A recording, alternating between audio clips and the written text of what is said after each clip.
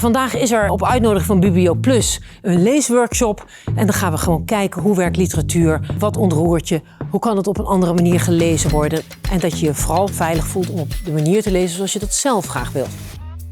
De beschrijving wat ze op een gegeven moment liet zien van een moeder en een kind. En ik keek daarnaar eigenlijk als beschouwer, als moeder of als oma zijnde. Dat hoorde ik niet terug, maar zo heb ik het gevoeld.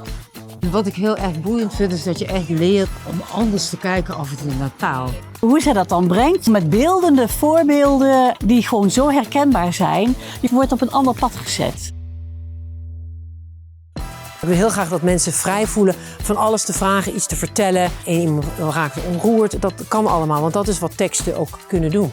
En dat vind ik het mooie van een bibliotheek. Een bibliotheek is laagdrempelig, iedereen komt hier. En dat is ontzettend belangrijk dat we dat ook blijven behouden.